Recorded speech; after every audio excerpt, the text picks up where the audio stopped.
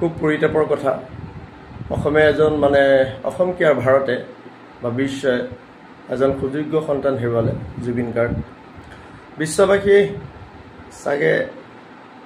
এই দৃশ্যবোৰ দেখি একদম চমকিত হৈছে যে অসমীয়া মানুহ কেনেকুৱা আৰু ভাল পোৱাটো কেনেকুৱা আচলতে আমাৰ কাৰণে খুব এটা দুখৰ খবৰ এইটো নহয় যে জুবিনৰ আগৰ যিখিনি প্ৰজন্ম আছিল বা যিসকল মহাৰথী আছিল তেওঁলোকৰ সংগীত জগতত বা বিভিন্ন ক্ষেত্ৰত অৱদান কম আছিল তেনেকুৱাটো আমি কেতিয়াও নুই কৰিব নোৱাৰোঁ কিন্তু জুবিনৰে এখন সুকীয়া স্থান দখল কৰি আছিল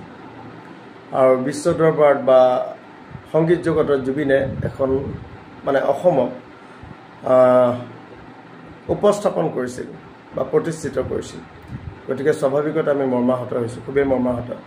জুবিন আমাৰ পিছৰ বেটছৰ আছিল জে.বি. কলেজত সেই সময়ত জুবিন গাৰ্গ গায়ক নাছিল চুলি তেনেকৈ জপৰাকৈ ল'ৰা এটা দেখোঁ আৰু আমাৰ মানে প্ৰিন্সিপালৰ যিটো ৰুম তাৰ ফ্ৰণ্টতে বাৰাণ্ডাখনত সি বহি থাকে মানে থিয় হৈ এনেকৈ পিঠি দি বহি থাকে সেই সময়ত আমাৰ অধ্যক্ষ আছিল মানিকলাল ফুকন আমি ইকনমিক্সৰ ক্লাছ কৰিব যাওঁতে দুই একে সোধাসুধি কৰোঁ মানে কোন হয় ল'ৰাটো সদায় এনেকৈ থাকে তেতিয়া জুবিন গাৰ্গ গায়ক হোৱাই নাই এনেকৈ প্ৰডাকশ্যনৰ মায়া ওলোৱাই নাই তেতিয়া আমি কলেজ এৰিলোঁ তাৰপিছতে শুনিছোঁ সেয়া আছিল জুবিন গাৰ্গ আৰু জংকীক আমি ধৰক মানে ৰেগিঙো কৰি পাইছোঁ তেতিয়া গম নাপাওঁ জংকী বৰঠাকুৰ গায়িকা বুলি খুব ভদ্ৰ নম্ৰ খুব ঠাণ্ডা ছোৱালী আছিল জংকী একেবাৰে মানে ইমানেই অমায়িক প্ৰথম দিনা কলেজত আহিছে পাটৰ উকা বগা মেখেলা এখন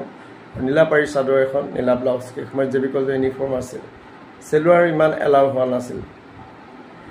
গতিকে যোৰহাটবাসী হিচাপে আমি স্বাভাৱিকতে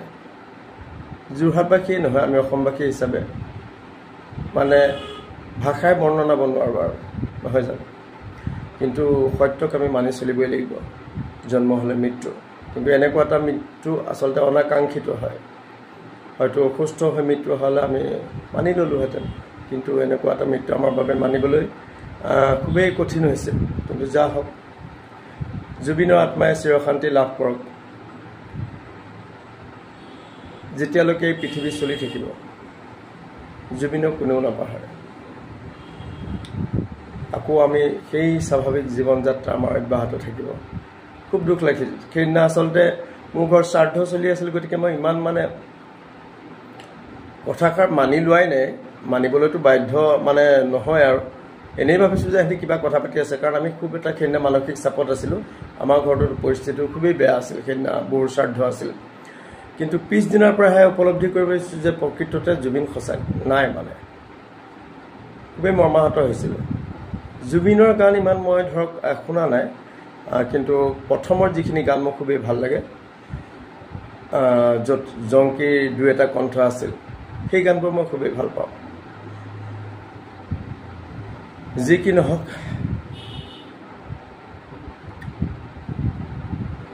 আমাৰ বাবে